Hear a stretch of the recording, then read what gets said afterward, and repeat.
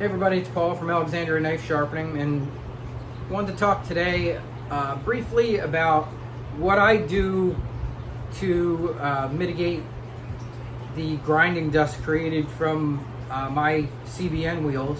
I've had some people reach out. I've had some comments on some of the videos about, oh, I never want to be having to deal with all the metal dust and everything, and I get that. It's and just like with everything in sharpening, there's what works for you and what doesn't work for you, and some people may not care about dust being created. For me, in my shop, just about everything I do in here creates dust. So, the Tormek, if I grind dry on it, does it create some dust? Of course, but it's compared to other things in my shop, I would say it's one of the least dust producers. I have a 1x30 back here, which creates a ton of dust. I have a Ken Onion over here, creates dust. I got a Jet low-speed grinder with 2 CBN wheels on it, that creates dust. I got a buffer, which creates all kinds of dust. So, dust is just one of those things you're going to have in any shop. If it's a woodworking shop, a metal shop. So, I am fortunate enough that I do have a really big Jet. I think it's a 1 horsepower. Yeah, I think it's 1 horsepower entire shop ventilation system. And I got that from a woodworker in the area that was moving, and it uses these big giant PVC pipes that can hook to things like, behind me here, this is a downdraft table, and it's got cool little vents and valves, and you can close things off and open things up. So what I do when I grind dry is I actually take this big 4-inch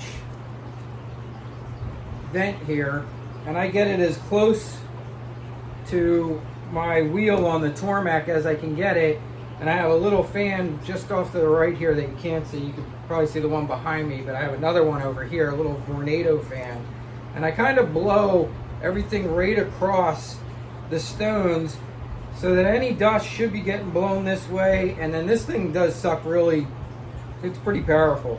That handles most of the dust, kind of goes right down there.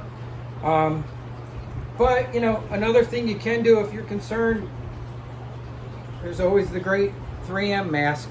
This will definitely protect you from metal dust. And I do wear this a lot of times in my shop. When I use my buffer, I'm wearing this. When I use the grinder, I wear this. A lot of times, even though I have a downdraft table over here, when I'm cleaning parts and using the Dremel and little Scotch-Brite cleaners, I wear this because it just, even with the downdraft table, it throws stuff all over the place. So, it's never a bad idea to have extra breathing protection to protect you from dust.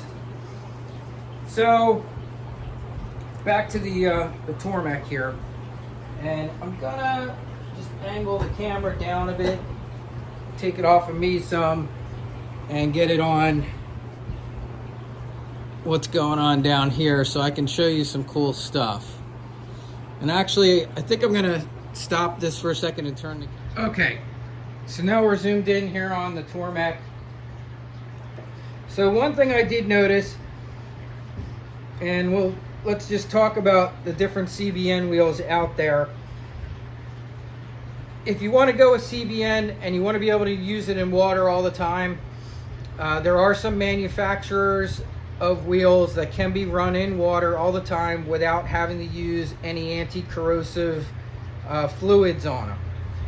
Now, Ken Riz's wheels that I get from Woodturners Wonders, which I believe are probably the most affordable wheels out there, the only thing Ken says about it, it says if you use it in water when you're done, to dry them off immediately, because they can start to corrode immediately.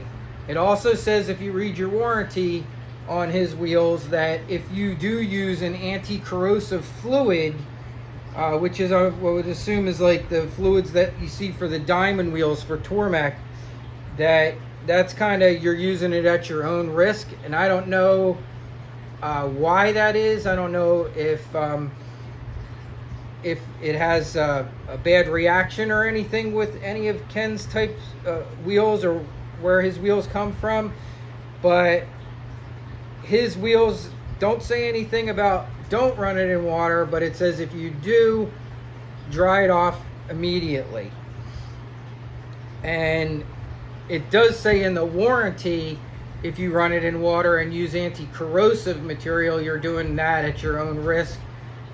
It wasn't real clear whether it voided the warranty, but they have the right to inspect anything if, for some reason that wheel failed and they realize that it's because you're using this anti-corrosive fluid, that could be a problem. So something you might want to consider before you purchase a wheel is, if you think you're going to be running in water, or definitely going to be running in water all the time, you might want to consider getting one that has been designed to run in water. I know it's at knife sharpeners, or knifegrinders.com from Australia. His CBN wheels are also made to run in water. The other one I know of, I'll probably butcher the pronunciation. It's like Schleff Junkies. His wheels, he's even chimed in on one of my videos, basically kind of implying that these wheels are junk. I completely don't agree with him on that. I thought that was pretty harsh, but his wheels apparently have been designed that they can run in water too, with no special fluids or anything there. But I have run mine out of just curiosity in water to see, and this is the Spartan wheel. Now, I don't own any of the Tornado wheels, but one thing I will point out to you is on the Spartan wheel, at least on mine, and actually I have two here, so I could check it just to make sure. I think it's probably both. I never. But mine wheels don't love the Tormek trough. Let's see. Oh, that's interesting. So that's interesting. So my 1000 grit, no problem. 1, 2, 3. Yeah, that's interesting. So my 1000 grit is no problem fitting on here with the water trough. But my 600 grit does. So here's my 600. And for some reason,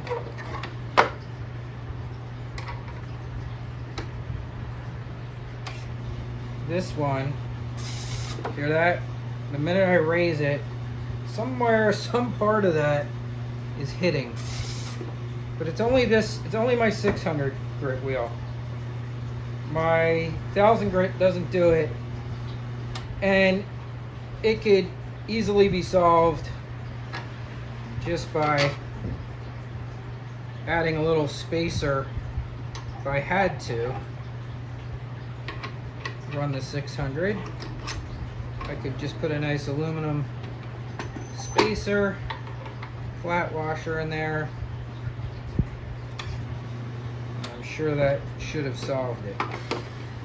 Let's see. Yeah, and now I could raise it and run it in water. So for some reason the 600 one was a little bit fatter, and it's probably just a little tiny spot where it's rubbing, but simple enough fix there with the by adding a tiny additional washer to that. But what I really wanted to show you, which I thought was really cool, was something that I found in an older post of Ken Riz's. Someone had commented about he'd been running Ken's wheels in water with no problems for quite some time, and Ken actually said that you could just spritz the wheel with water and that will capture all the dust. So I tried it the other day and I was blown away at how well that actually worked, and I'm going to show you that. So this tray is totally dry, there's no water in there, and let me get one of my jigs out and we'll set up this chef's knife that I need to sharpen.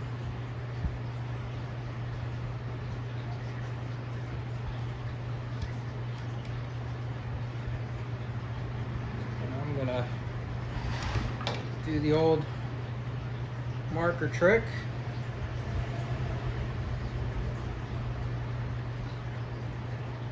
That's good.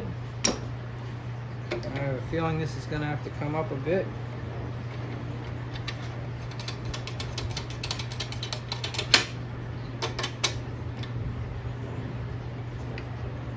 That's probably too high. Let's see. Actually, we're really close. I'm going to go down 1/2 turn. Alright, so what Ken said was if you just spritz the wheel with water, so what I have here is like a hairdresser's spritzer, that it will capture the dust. And I'm going to zoom this camera in even more, because when I tested this yesterday, I was really amazed at what it did here. Let's just get right in on that wheel. Alright, so what I'm going to do is I'm going to put about just 4 little spritzes. 1, 2, 3, 4. Right on that wheel. And watch this. Look at that water. I mean, it stays right on that wheel, and it is definitely capturing the metal dust. I mean, I can see it.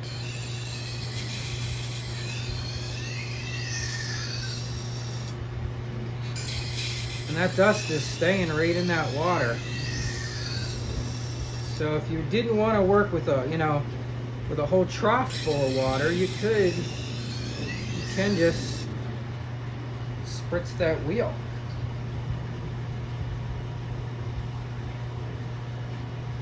And not feeling any burr yet, so I'm just gonna wet that a little bit more again. And it's usually about 5 passes, so let me give this a good 5 passes. 1, 2, 3, 4, and it's definitely making a slurry of metal there that I can see very clearly. Yeah, but it's capturing it all, which is pretty neat. I thought it would kind of throw it right off of the wheel, but that water is kind of hanging on there, and that looks pretty good. And I have a burr, so I'm just going to switch to the other side and do the same thing. And yeah, I'm really amazed at how that water just kind of hangs there, kind of stays with that wheel. I really wasn't expecting to see that. And it's drying a little bit, but a couple spritzes. And since the Tormek's made to run with water, I don't think you got any concerns there of it getting any parts wet, because it's designed to get wet. All the buttons are protected with rubber seals, and yes, I mean that works great. being a little noisy today. Might need to do a little lubricating on the shaft. But now that feels real good. It's grinding real nice. I think I'm going to do a few more passes on each side. Just wet that wheel up a little bit.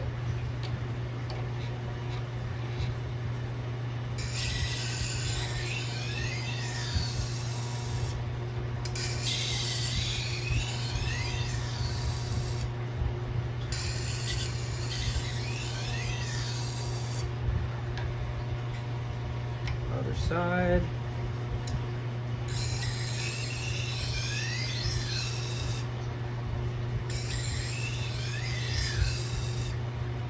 Yeah, I mean, I don't see any dust going anywhere, and what it has been created is in a slurry of water, like that's just sitting right on the knife and on the stone.